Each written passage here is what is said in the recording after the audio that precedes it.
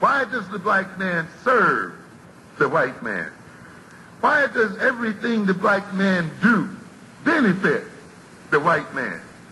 Why does the black man say freedom is doing what I want to do?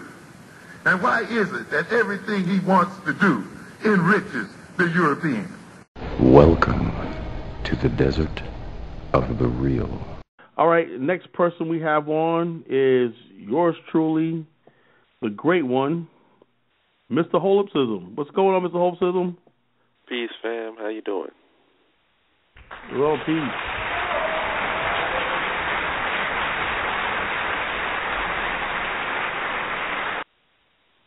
Holipsism, what's your rant, brother? What's on your mind, man? I know you're going to bust it out, man. Break it down, brother. Oh, well, I think I spoke to you about my rant earlier, and my rant is basically about why is everybody mad at Common? Go break it down, brother. Break it down.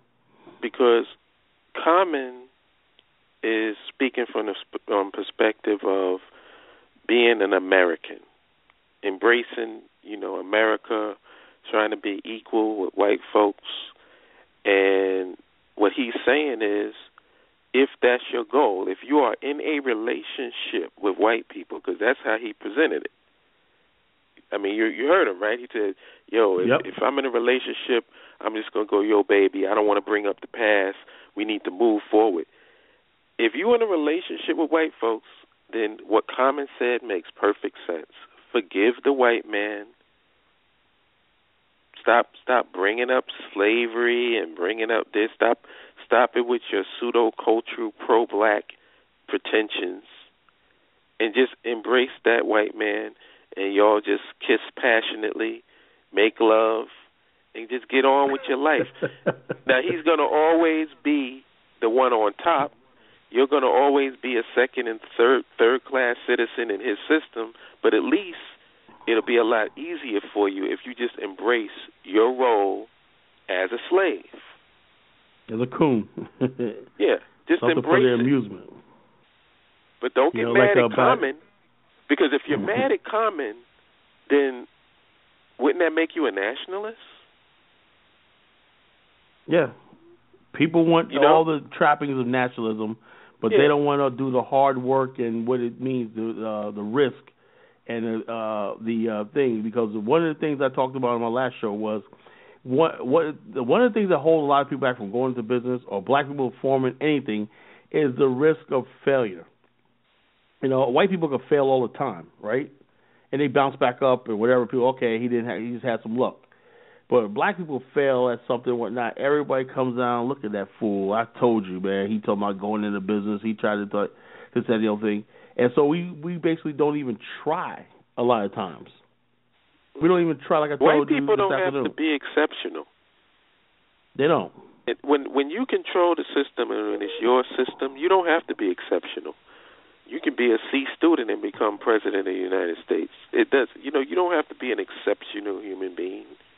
Yeah, you just got to be white. Like white people can make baseball decisions. Like they can go and decide, I'm going to take a year off from work and trek across the country and go to Europe and do all this other stuff because you got try something to do that fall being back black. on. Yeah, try to do that being something to black fall back on. And as far as this so-called diversity, they can keep their goddamn diversity. You know what? In our nation, we'll have diversity too. There'll be Africans from all over the diaspora. All types of different all types of different food, all types of different culture, like ways of dressing and all. We have all types of diversity within African culture. Yeah. I don't like this type of diversity. You know what the diversity is here in America? Me trying to catch a cab and can't. Me getting stopped by the cops every time I ride in my car. That's the diversity that we get. It's diversity. You got black people living. Diversity is white middle-class kids in the suburbs and whatnot sitting around talking about, we're going to be concerned about diversity. And I told this story many times. I went down to Florida, right? And I saw I was in a store, right, a record store. I went with a couple of my friends, white buddies. I went down there for business, and we stayed down there and we went to Disney on vacation and everything like that, right? It was on business and everything, so we went down there. But I remember I stopped in a record store in a mall, right? The mall looked like it was cut from 1970s, or the old 70s-style mall. But I went to like a Sam Goody store, right? And I saw these white kids, blonde, blue-eyed white kids, and they were in the so-called rap section, right? And they were picking out the most vile, hardcore stuff. These are people, in the town we was in what was it, Dundee, Florida, there was no black people there. I was like the only black person there. There was like one other black person in Winter Haven. You had a couple up there in Winter Haven. But for the most part, there's no black people around. So these people don't have any normal contact with black people, right? They're in there buying these stunning things of these hardcore rap music and everything. But that's diversity. They're learning about the culture of these people in the inner city. You know, let me give you another example of diversity. When's the last time you ever heard of a white guy, an Asian guy, or anybody else getting locked up for 30 years unjustly, and then they do some DNA test and find out? That seems to always be black, doesn't it? Yeah, yeah. Oh, yeah. How about you heard the about diversity that? of every time a crime is committed, you're the suspect? That's diverse, right? Yeah, what you call they can keep this diversity. Yeah, they can keep it. Diversity means that black, you live a life of misery, failure, and suspicion and everything. White people have everything better for you and everything like that. Since this is my rant, I'm going to make it good. You know what bothers me the most? Whenever you start talking about this stuff, I talk from the perspective of power, which means we're talking about systems. We're talking about structures, controlling the infrastructure, controlling land. And every time you speak about nationhood, people make it social. Their minds, their little small minds can't get past the social level.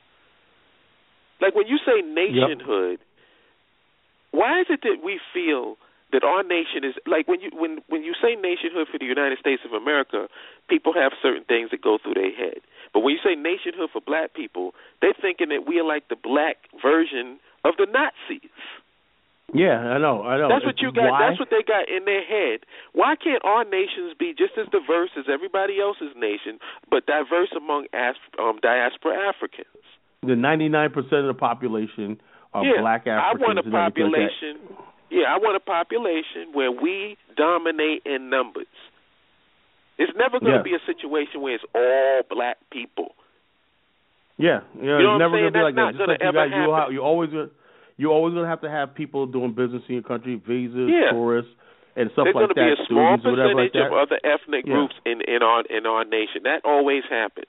You know. Yeah. So therefore, but the bottom line is, the like I said, what's the main event? The main event is black people building and getting rid of this tribal, ethnic division among black people, colorism, all these isms that divide us and everything like that. That's what a nation state will solve. Hey, let me get this one other caller on and everything. Then after I take this caller on, I think he's the last ranter, and then I'm going to open up to everybody. Okay? All right. Somebody named Two Knowledge. You're on. What's your rant?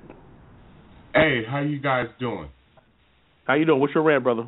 Spit. Oh, I don't have a rant. I just want it's a rant. This is a rant night. Just say what's on your mind, and say, look, this is what I want to talk about. Boom, boom, boom. Just right. Spill it out, brother.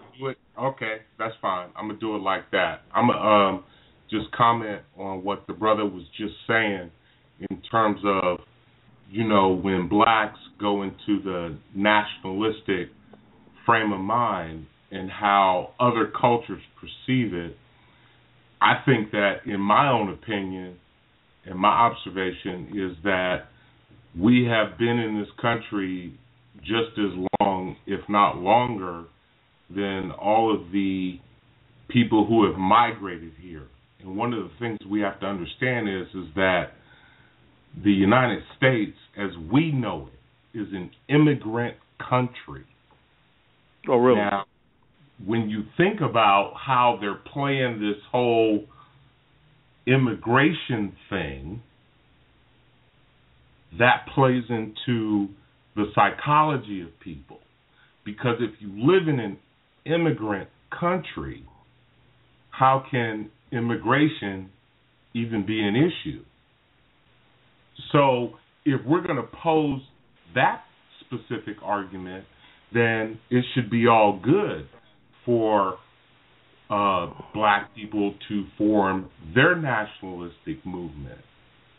Now, when we look at why black folks get a backlash, it's because they've been here so long, they've tried so hard to assimilate into the said system that you guys have already enumerated that's against us.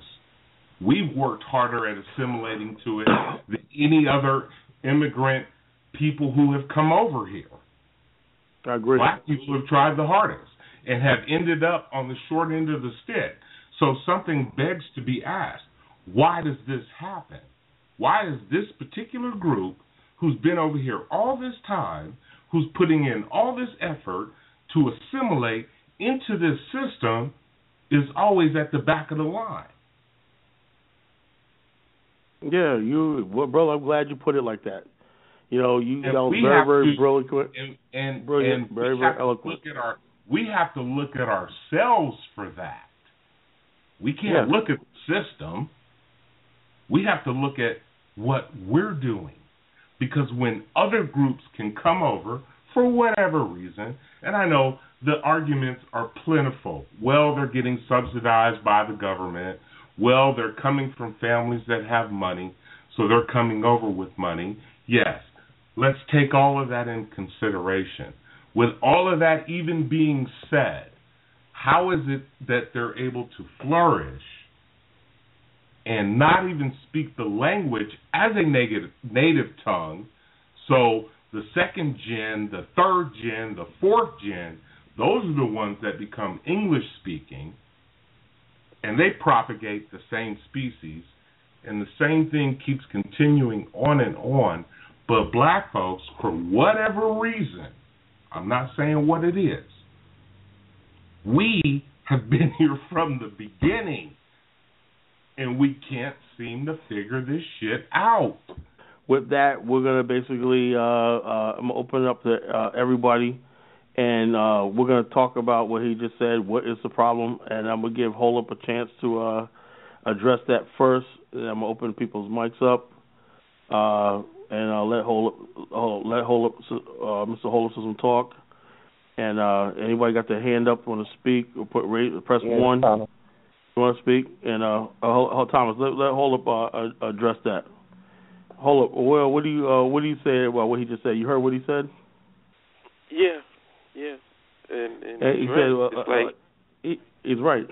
Yeah. The problem is and it's like I was saying before. It's like I make it simple, man. I believe if you want to get the right answer, you got to ask the right question. And the question is, what the hell do we want to be? Do we want to be in a relationship with white people and be Americans, or do we want our own shit? If you want to be Americans, then you better drop this pro-black shit and get down with the program and forgive this white man. Hug and kiss him, make out, make love, and get on with your life, because it ain't going to be easy for you in his system trying to be pro-black and trying to be American at the same time. So make up your mind. Right. That's what we need to do. And I notice a lot of people don't want to do that. They want to be on the fence. See, that's real talk. That's real talk.